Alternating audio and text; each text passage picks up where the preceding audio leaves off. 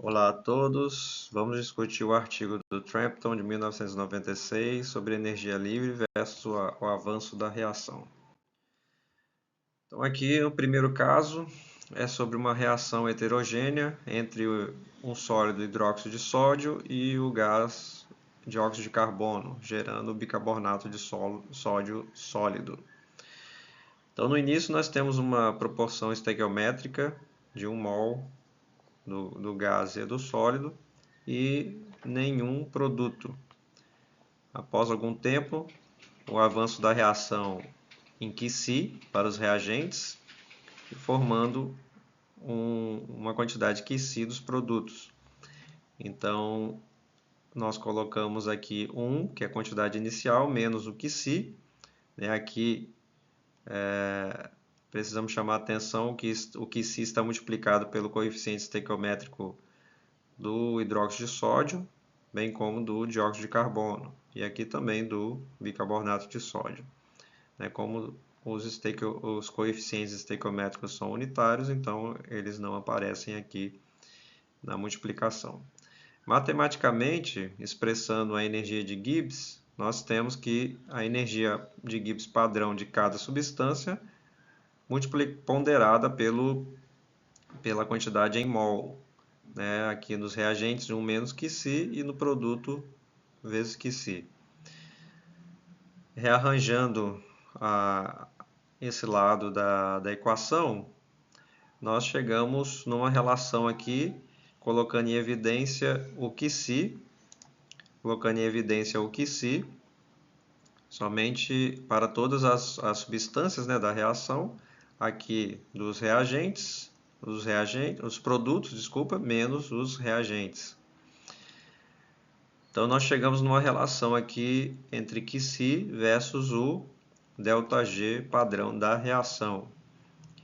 Esses dois termos, que são as energias padrão dos reagentes, percebam que não tem um delta aqui, então não se trata de uma variação, e sim da energia absoluta de Gibbs dessas substâncias, nós podemos arbitrariamente considerar como zero, porque o que importa é a variação da energia e não a energia absoluta em si. Então nós teremos que a energia dessa reação vai ser QC ΔG padrão da reação. Neste caso nós temos o valor absoluto, como a gente considerou como zero inicialmente dos reagentes, então a gente pode considerar um ΔG aqui, bem como aqui também no gráfico.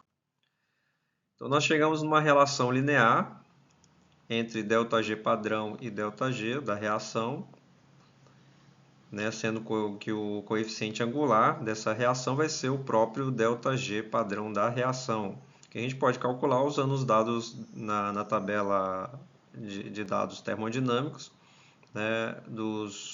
das energias livre padrão de cada substância, adotando essa fórmula geral para a energia livre de Gibbs, que é o somatório das energias de formação versus o coeficiente estequiométrico de cada substância.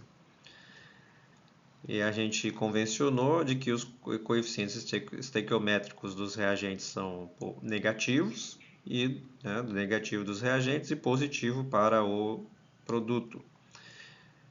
Então, substituindo os valores, a gente chega em menos 77,2 kJ, que é justamente esse valor do coeficiente angular dessa reta de G versus o QC. No início nós temos só os reagentes, o gás e o sólido. No meio da reação nós temos os dois sólidos, o reagente produto mais o gás, e no final somente o sólido, nessa reação heterogênea. Então supostamente nós não temos mistura entre as substâncias. Não ocorre uma mistura durante a reação. Então, o G varia linearmente com o QC. Do contrário, que a gente vai ver agora no caso 2, que é a reação homogênea, onde as substâncias gasosas elas espontaneamente se misturam durante a reação. E aí a gente precisa considerar uma energia extra que é justamente devido à misturação dos gases, que a gente já viu lá na Físico-Química 1, que tem relação com a entropia. Esse fator aqui do ΔG tem um fator entrópico, visto que na mistura dessas substâncias a entropia aumenta, logo o ΔG, a energia ΔG vai diminuir, favorecendo esse processo de mistura. Então, na condição padrão, se a gente considerasse que as substâncias passassem de reagente para produto sem esse processo de misturação, nós teríamos uma relação linear. Mas adicionando este processo de misturação, que é justamente o ΔG de cada gás, dado por nRT/ln de P, da pressão de cada gás, substituindo então essa quantidade em mols de cada gás por essa quantidade aqui no equilíbrio, Inicialmente a gente tinha 2 mols de NO2 e 0 de N2O4. No equilíbrio, então, a gente vai ter 2 menos 2 QC, que é o avanço da reação, e mais um QC do produto. Justamente substituindo esses valores de N no equilíbrio, colocando aqui no caso 2 em evidência, a gente passa ele para o expoente usando a propriedade de logaritmo, para o expoente, então fica a pressão do NO2 ao quadrado, que é justamente igual ao coeficiente estequiométrico dele, vezes o QC, RT/ln de P N2,4 elevado a 1, que é justamente o coeficiente estequiométrico dele. Então, colocando, abrindo essa equação e colocando esses termos de QC, nós só temos somente um termo que não depende de QC, que é este. Então, fazendo a diferenciação de G em relação a QC, esse termo aqui se anula. E aqui, onde tinha um QC, ele passa a ser 1, E aí nós temos o ΔG padrão da reação, menos o RT da pressão ln da pressão do NO2 ao quadrado, mais RT/ln de P de N2,4 elevado a 1. Usando de novo a propriedade de logaritmo, nós transformamos em um quociente, que a gente já conhece muito bem agora. A equação está chegando num formato que a gente já consegue reconhecer, lá da química geral, que é o dρG dρQC igual ao ΔG padrão da reação mais RT/ln desse quociente, que é justamente o quociente reacional, que a gente chama de Q. Então, chamando essa derivada parcial de ΔG da reação, fora da condição padrão, nós teremos o ΔG da reação sendo igual ao ΔG da reação padrão mais RT/ln de Q, que é o quociente reacional. Essa é uma relação não linear, ela atinge um equilíbrio, ela atinge um mínimo antes de completar a reação. Ou seja, o mínimo é dado pela derivada igual a zero,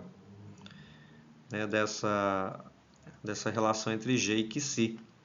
Então, a reação avança, ela atinge um mínimo, e nesse mínimo a reação alcança o equilíbrio antes de completar totalmente a conversão de reagente em produto.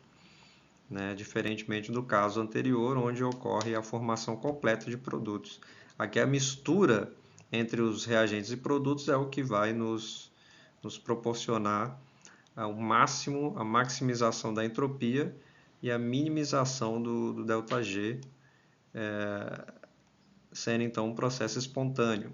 Se o sistema estiver aqui acima desse ponto de mínimo, então quer dizer que a reação direta, do jeito que a gente escreveu, ela é não espontânea, então ela vai ocorrer no sentido oposto, no sentido reverso, que é espontâneo. Se ela estiver aqui, o ΔG, o G em relação ao QC tem uma derivada negativa, Então, nesse sentido que a gente escreveu a reação, ela é espontânea.